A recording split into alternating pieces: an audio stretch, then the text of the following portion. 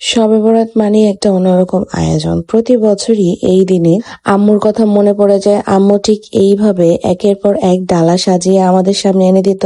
সুজির হালুয়া, গাজর হালুয়া, অনেক ধরনের হালুয়া রয়েছে, তবে জাতীয় হালুয়া হচ্ছে আমি মনে করে থাকি এই বুটের হালুয়াটাই। আর আমার আম্মুকে দেখতাম শবে বরাতের একদিন আগে থেকে এগুলো প্রিপারেশন করে রাখতো, যেন ওই দিন ভালো মতো ইবাদত করতে পারে। আমি যদিও আম্মুর মতো এত প্রফেশনাল ভাবে তৈরি করতে পারি না, তবে আম্মুর মতো হওয়ার অনেকটাই চেষ্টা করছি। সারা বছর খাই আর না খাই, চেষ্টা করি শবে বরাতের এই দিনটাতে বুটের হালুয়াটা তৈরি করে খেতে। আমার পাশাপাশি আমার ছেলে এবং আমার হাজবেন্ডও আমার হাতের এই হালুয়াটা খুব পছন্দ করে থাকে। আর এই হালুয়াটা তৈরি করাও কিন্তু খুব সহজ, তবে বানানো কিন্তু অনেক কঠিন। আমি একটু অন্যরকম ভাবেই তৈরি করি, যার কারণে আপনাদের সাথে শেয়ার করলাম। ভাবলাম আপনাদেরও অনেকের কাজে আসবে আমি ঠিক কিভাবে তৈরি করি।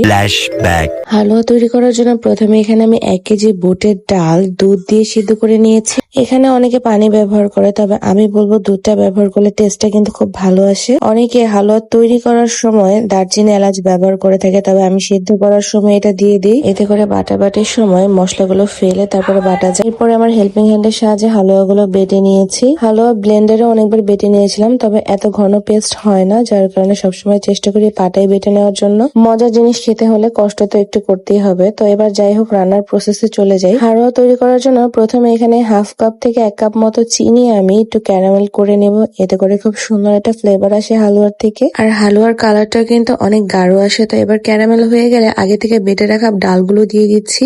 এখন পর্যন্ত কিন্তু আমি এখানে কোনো প্রকার ঘি ব্যবহার করিনি। ঘিটা আমি আস্তে আস্তে রান্না করার সময় ব্যবহার করব। কিছুক্ষণ ক্যারামেলের সাথে নাড়াচাড়া করার পরে দেখা যাবে যে অনেকগুলো দলা পেকে আছে। এখানে কিন্তু ভয় পাওয়ার কিছু নেই। আস্তে আস্তে হালুয়াটা যখন রান্না করা হবে তখন কিন্তু ক্যারামেল গুলো একসাথে হালুয়ার সাথে মিশেও যাবে। আর এই পর্যায়ে আমি পরিমাণ মতো চিনি দিয়ে দিচ্ছিলাম। চিনিটার পরিমাণটা আর বললাম না, যে যার স্বাদ অনুযায়ী চিনি দিবেন। আমার কিন্তু পরবর্তীতে আরো চিনি লেগেছিল। কিছুক্ষণ পরে চিনিটা গলে আসার পরে দিয়ে দিচ্ছি 2 চামচের মতো ঘি। ঘি কিন্তু আমি পরবর্তীতে আরো ব্যবহার করব, অর্থাৎ 3 থেকে 5 মিনিট পর পরে আমি এখানে ঘি ব্যবহার করছি, যাতে করে খুব সুন্দর একটা ফ্লেভার আসে। আর এই রান্নায় যত ঘি দেওয়া যাবে তত কিন্তু মজা লাগে। এক পর্যায়ে নাড়তে নাড়তে অনেকটা ঘন হয়ে যায়। এই পর্যায়ে আমি আর পারছিলাম না, তো বাসায় আমার খালা ছিল, খালার সাহায্য নিলাম। খালাই তৈরি করে দিচ্ছিল বাকিটা। তো যাই হোক, এই পর্যায়ে টেস্ট করে দেখলাম চিনি কিছুটা কম মনে হয়েছে, যার কারণে আমি আবারও কিছুটা চিনি ব্যবহার করেছি। চিনি দেওয়ার পরে কিন্তু অনেকটা পানি ছেড়ে এসেছে। এবার পানিগুলো শুকানো পর্যন্ত ওয়েট করতে হবে, এবং মাঝে মাঝে আমি কিন্তু ঘিও ব্যবহার করছি 2 চামচ করে।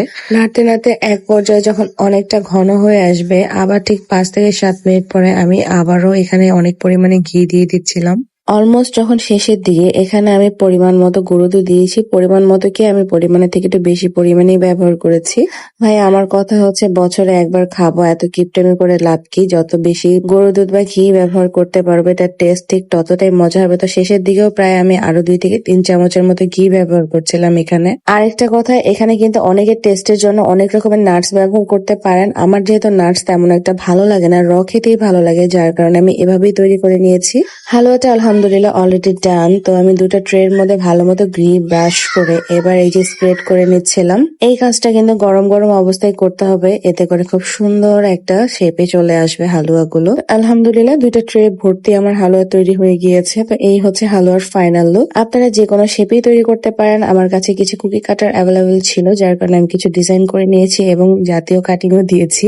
তো আজকের ভিডিওটাকে এই পর্যন্তই রাখছি। আশা করছি আজকের এই হালুয়া রেসিপিটা সবার কাছে অনেক ভালো লাগবে। আর সবাই তো হালুয়া তৈরি করে খান, এভাবে একবার তৈরি করে খাবেন। আশা করছি সবার কাছে খুবই ভালো লাগবে। আর সবার কাছে রিকোয়েস্ট করছি, সবাই তো অনেকভাবে হালুয়া তৈরি করে খান, আশা করছি এভাবে তৈরি করে খেলেও আপনাদের একটু অন্যরকম টেস্ট হবে, আর খেতেও দারুণ লাগবে। আর সবশেষে একটাই চাওয়া, আজকের দিনের উসিলায় মহান আল্লাহ তাআলা যেন সকলকে নেক হেদায়েত দান করে এবং সকলের নেক আশাগুলো পূরণ করে। আমিন।